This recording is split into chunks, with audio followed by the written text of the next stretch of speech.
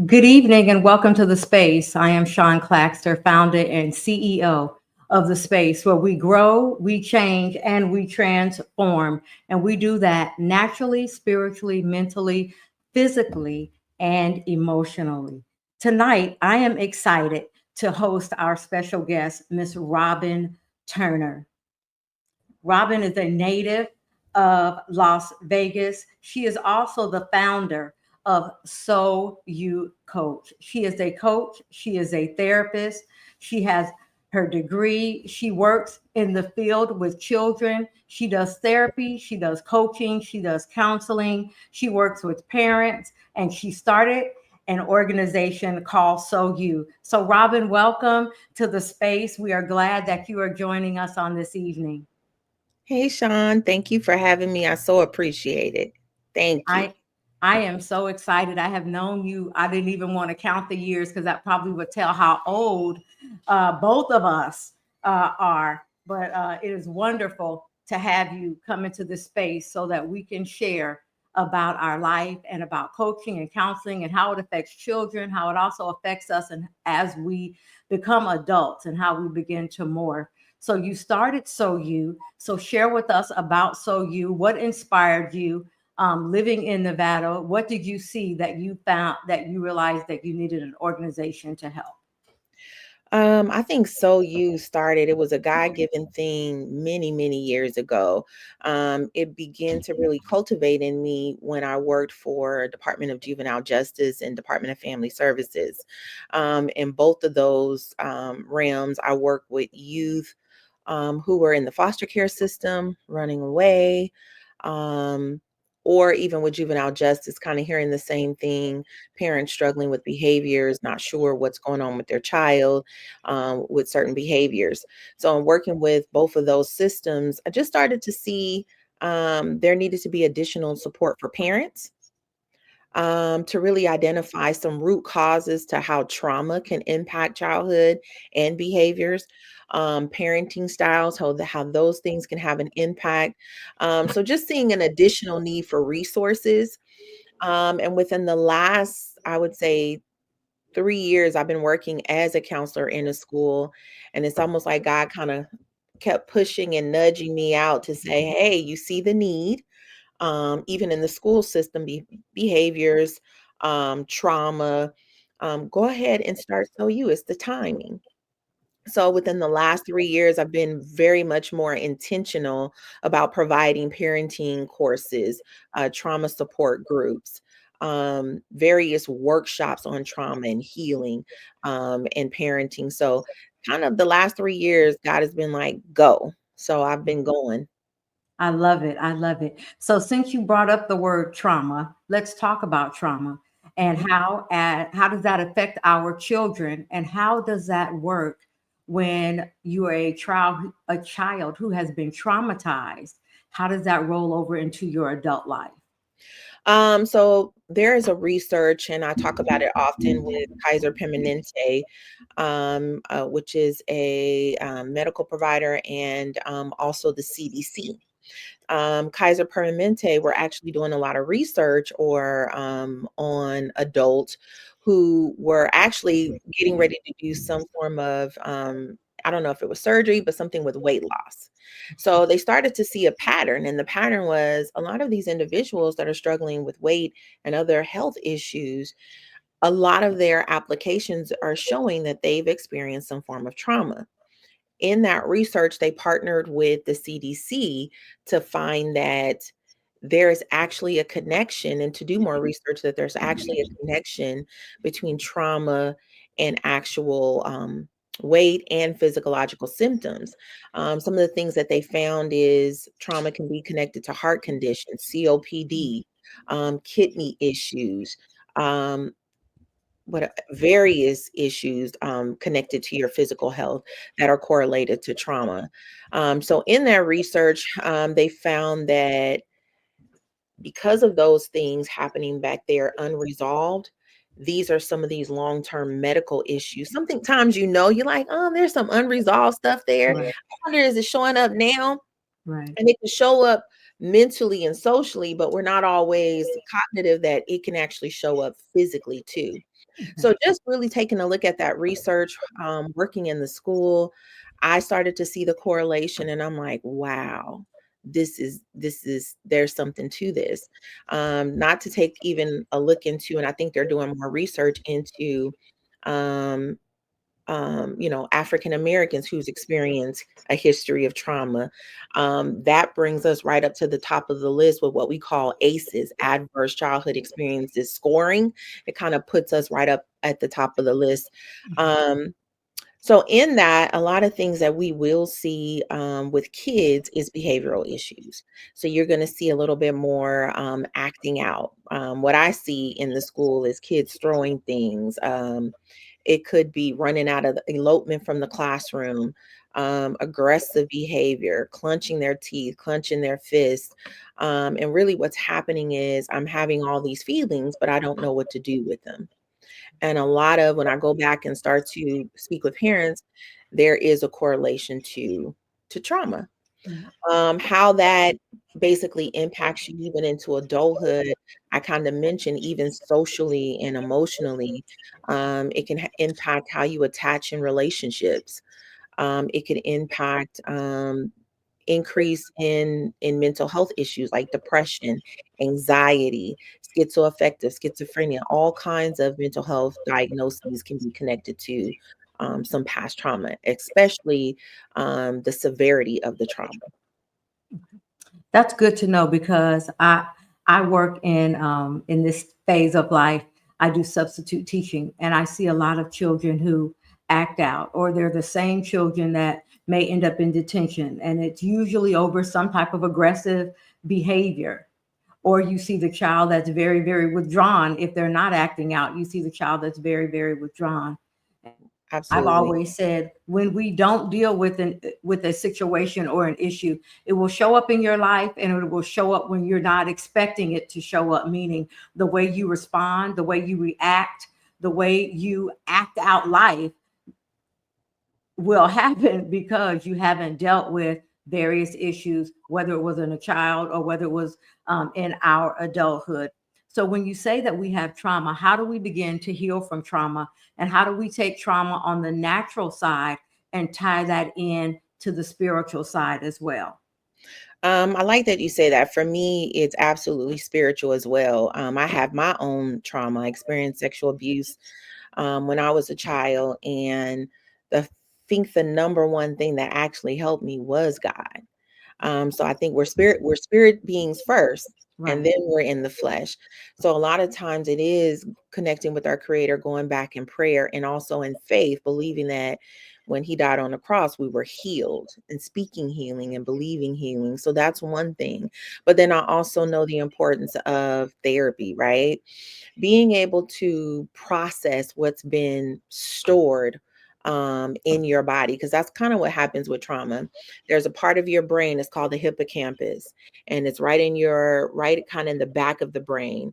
And then what it does is kind of store the trauma, store the incident, and then it sends signals to the brain to say, hey, when I'm in an uncomfortable situation, whoa, it's like the sirens are going off, and it sends information to your nervous system, and your nervous system will either put you in fight, which I'm ready to fight, which we see in Right. kids when they become aggressive, put you in flight, I'm eloping, I'm ready to get out of here. It shows up in relations, I don't want to commit, I'm out.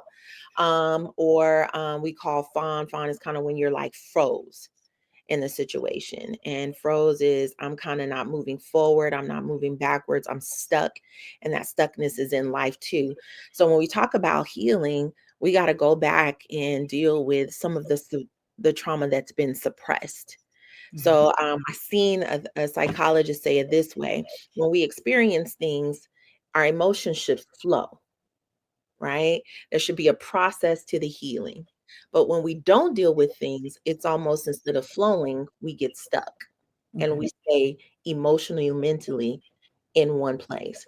So when we deal with healing, you have to go back and um, process what happened back there, the impact to you Right. mentally and emotionally. And when you start to bring up almost those things that occurred, that's when you can really start to connect your emotions to it. Right. can feel what was going on. A lot of times we don't want to deal with the pain of a thing. We want to suppress it. I don't want to deal with that. I don't have the time to deal with that. I got to keep moving Mhm. forward. Women and men are both good at that. I don't want to deal with that. I don't want to talk about that. So you suppress it, but you can see how it's being in your responses, how it's still coming forth. Right.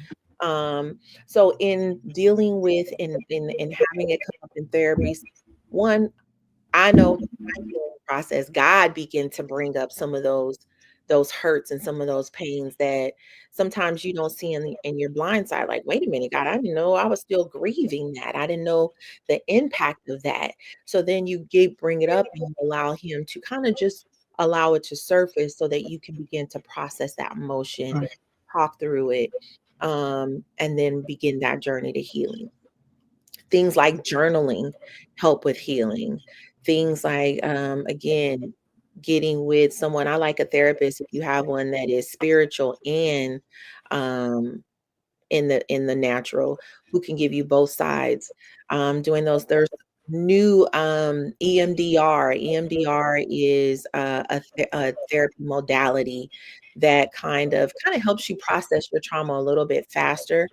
Um, and so there's various types of trauma modalities that you can use. Working with a therapist can kind of tell you what's going to be beneficial to you. But sometimes even just talking with a friend, what came up for me? And as you begin to process that, take some time to just deal, then you can start to move through your journey of healing. Right. And I'm of the firm belief that everybody should have a good friend Yes, because we help to process. And that's one thing that counseling does. When you go in, you begin to talk. And I absolutely. know sometimes in talking, you come up with the answer just Hmm. by talking it out. But you need that guided space of being able to talk and someone that can help you go delve deep, dive deep into the things that have happened in our past. So you tell us some of the services that you offer, some of the things that you do, both for children and for adults. So you, what I do right now is I put on a lot of events and workshops. Because I contract right now, I'm contracted at a school. So you is contracted with a school. So we provide therapy for, which I love the school that I am. They invested in having free therapy at the Oh, I school. love So they contract with me. All kids get free therapy, all families get free therapy, that sign up for it or that are interested in it. So I contract with schools. I do presentations. I've done presentations at certain schools to talk about trauma with families. And then I do workshops. The last couple workshops I've had has been about adverse childhood trauma. I've had some discussions from various other people who have gone through trauma in their process in their journey to healing. And then also, I do parenting workshops. So if you're a parent or you're an individual that has experienced trauma, my workshop kind of walks you. It's like a hand-on-hand experience where you get to be in a safe place where you're loved, supported, and nurtured. right. And you can really dig up those things that have you suppressed for a period of time. So I have those workshops, and then I have my parenting, where if you've had a child that has gone through some level of trauma or just struggling with some issues, and you kind of want to know, like, how do I begin to deal with this behavior? What do I need to do to teach my child how to learn to self-regulate and how to learn to cope when they do feel dysregulated or in distress? Can you expound some when you say what coping, and how do you teach parents? How do you teach adults? How do you teach children how to cope, especially if they're in a situation that maybe they have no control over? So with kiddos, it's a little different because we know with kiddos, that frontal lobe, the frontal part of the brain, which is our reasoning, which is our cognitive level of functioning, is not fully developed. That's not fully developed until they're about 25 and over. So with kids, you're literally focusing on the behavior and you're giving them, you're teaching them ways that they can identify what they feel. So when you see a big behavior, I can tell that you're really angry. I can see that you're very frustrated, helping them to identify, oh, this is what I'm feeling. Once then they can identify their feelings, then you give them some options. So usually when I'm at school or when I'm dealing with a parent, usually I'll provide them just some colorful little tools where they can pick, for me, if I'm feeling frustrated, I can go for a walk. I can do my star breathing. So I do creative breathing techniques. They have their dinosaur breaths. They have their rainbow breaths that they take. And I do little things like, let's go out the candle. So those little things help them make it fun to regulate. Okay, they'll and you co and you as you do it with them, then they learn how to do it. So you're modeling, doing a lot of Right. modeling behavior for them, co-regulating with them. Co-regulating is I'm taking those deep breaths with you. I'm doing soothing techniques, rubbing you on the back or holding your hand through that process. So those are some co-regulating. The other things that we do is use sensory items. Sensory items are things that feel good to the touch for kids. Hmm. I'm using, I know a lot of kids like Poppets. And then we have the gel sensory items. Right. They can kind of just touch and literally just things of touch, things of smell, just calm your senses and helps a child to regulate. Sometimes, even in their room, having some calming lights, having little trinkets or what we call tools that they can go to that they know when I'm feeling frustrated. This is a tool that I can use and I can sit in this calming space that's just for me. And that helps them to deregulate, to dysregulate. For adults, it's very different. Adults, like you said, hanging out with friends, people don't know, as you mentioned, having healthy connections, having a girlfriend, guy friend, let me call you, let me tell you, can you just come hang out with me for a minute? Those are ways that we heal in our attachments to one another, that we can help someone in their healing process by being a safe space. I always ask people, are you a safe space? So if you have a friend, they're dealing with something, are you a place that they can come that's non-judgmental, where they can be completely transparent and vulnerable with you, and share their heart? As I said, therapy, it's a neutral place where what I say doesn't leave this room. Right.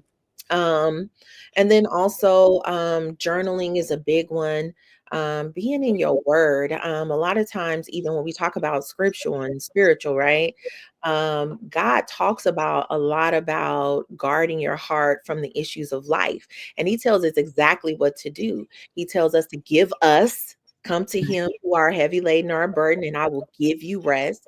He talks to us about him being our refuge. We can submit everything unto him. He talks about let this mind be in us, which is also in Christ Jesus. And he says Absolutely. in that, a couple lines later, he says, and then I will give you the peace that guards your heart. Right. So a lot of that too, when we get back to quieting ourselves, we can get so busy in life, again, suppressing issues versus sometimes just going to the quiet place, and meditating and on the word or seeking God in that quiet place. And he'll bring up those things. And he's like, okay, well, let's go. Let's walk through this together, because the difference between therapy and spiritual therapy is coping skills versus spiritual. God says, I'll heal you and make you whole. Right. So that is the benefit of knowing God, being a believer, because he not only heals, he makes us whole again from the traumas that we've experienced. And I can say that in my life, I've seen God go into those places and even bring up some of those things like, I didn't even know that was there. And I have that moment with him and cry out to him, and tell him, hey, that thing is still there, and work through it and then heal me of that. Mhm. So that is the connection between the spiritual and that natural.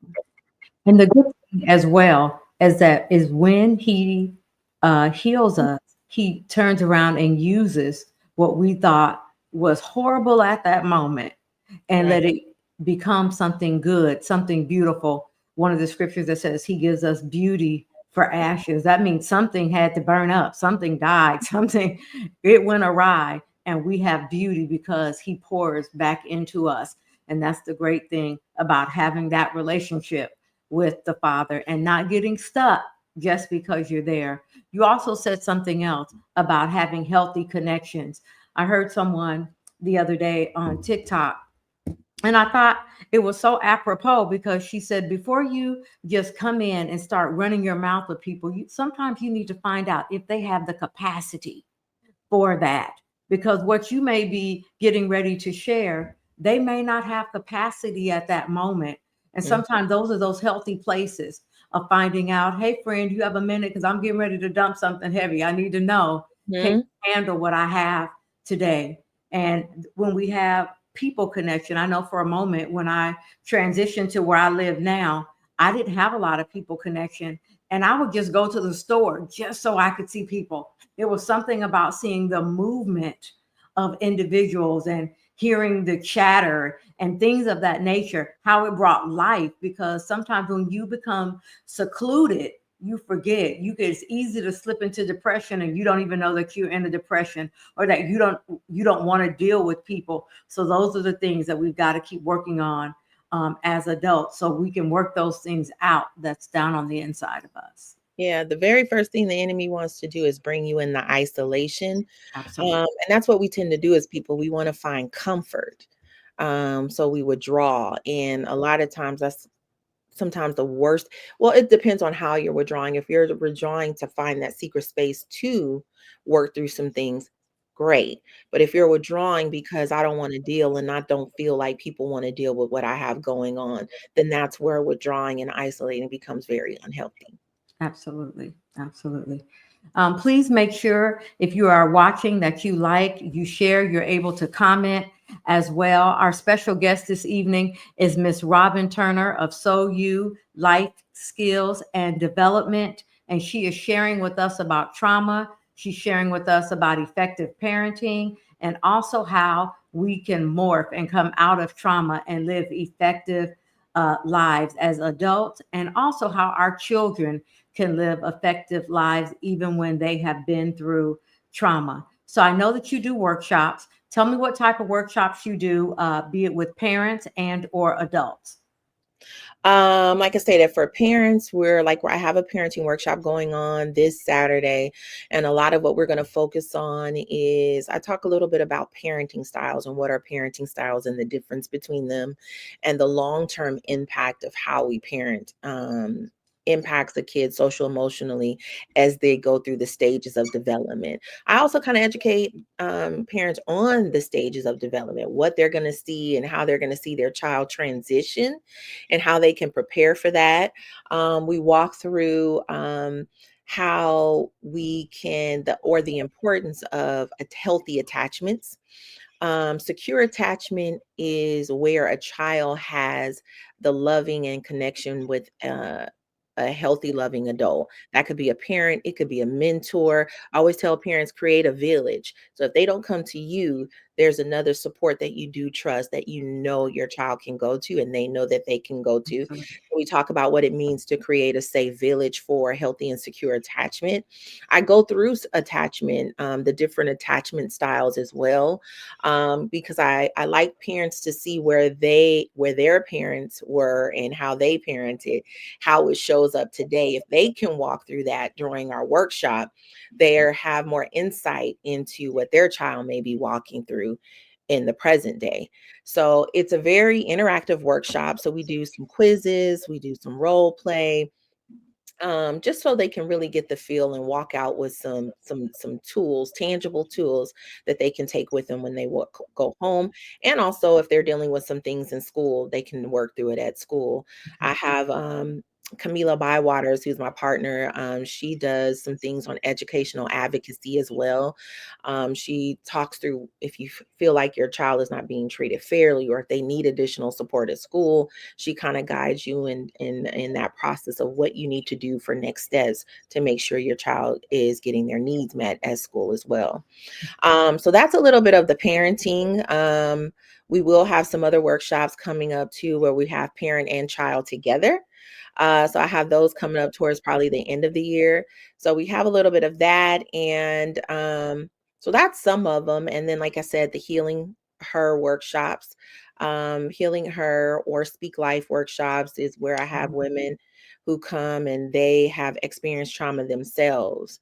And I have a workbook that we kind of work through when we talk about shame of the trauma, the attachment, how it's impacted us long term. So we kind of walk through that journey hand in hand. It's nothing like when you again you're in that safe space with a group of women Right. who've experienced what you've been through, and we kind of take that journey together. So those are just a couple of the workshops that we have right now. Many more to come as we grow as an organization. Wonderful. I love it. I love it. I've have the opportunity of I teach a women's studies course, and you find out as you talk. And we had a course one night, and rape happened to be the topic that we were teaching on, and different people started talking, and I didn't know. And at the end of the class, it was like 6, 7 people that I was thinking, it's like 9 o'clock. I'm ready to go home. And they just wanted to talk. And then they began to talk about how this chapter had affected them, Mhm. and they wanted to tell their story. And I was like, and they were like, I've never told my story before. And I stopped and I took the time to listen, and along with some of the other classmates that were there. And it is so important when you find safe places, because that's the place that I tell students and I tell people, when you begin to tell your story, that means you're allowing healing to begin to take place, because when you keep it suppressed, it stays as an open wound and it can't heal. But when you can begin to slowly talk about it piece by piece, even though it may hurt to speak on it, it means that there's some healing a lot of times taking place. And that's important, to make sure that you're talking with somebody that can guide you through that, because ultimately you want to be whole. You don't want to walk around and have that open sore, that scab that's waiting for you for, if you nick it, it's going to start bleeding all over the place again. And that's how our emotions are. And we shouldn't have that. We want to be in that place where we are healed. Yeah, our emotions are good, our emotions are healthy, but you're right, we're not to be led by them. They're Correct. just indicators of where we are, giving us an opportunity to dive a little bit deeper. Why is that feeling there? And explore and investigate them. But you're absolutely right, we're not to be led by them. Um, it, when we are led by our emotions, it kind of leads us into some things that we shouldn't be, Right. some unhealthy things. Right. And I love that you said the emotion is an indicator. And Mhm. if we live with that, when something shows up, it's like, hold on, what is that feeling right there? And I know me for myself, because I have been through coaching, I've been through therapy. When I see things arise and it doesn't feel good, I'm like, hold on, let's sit in this. Let's write this out. Let's talk about it. Let's see what this emotion is, and not just sweep it under the rug and keep on going and acting like you don't feel it, because you're feeling it for a reason. Now we need Absolutely. to walk that reason out, so I it doesn't show up somewhere and you don't want it to show and up you there. don't and, a lot of my trauma work has also I started out too in substance abuse, and I can tell you 90% of my patients that were, abusing substances and were in rehab, they've experienced some level of trauma. Absolutely. So instead of again sitting in that feeling, a lot of times that's the feeling I want to avoid, I want to suppress. So it also leads to substance use and things of that nature, alcohol, drug use, all those things to mask so you don't have to feel. But Right. we are meant to feel, we're meant to again allow those things to flow through and not be stuck. Absolutely. That was a wonderful analogy. Is it moving through, or is It's it getting moving stuck there? through or That's it's, a good. yeah. So, as we begin to wrap on this evening, I'd like to know, what is the one or two things that you would want the audience, our listener, to walk away with when we talk about So You, and the services that you offer, or anything that you said. What is something that you want them to walk away with, that they can hold on to and they can begin to build on? I would want them to hold on to, I'm big on trauma and adverse childhood trauma because I experienced it myself. So I am big on let's get those things out of the secret places and let's start talking about them. Whether that be in your household, whether you've experienced the trauma and you've never talked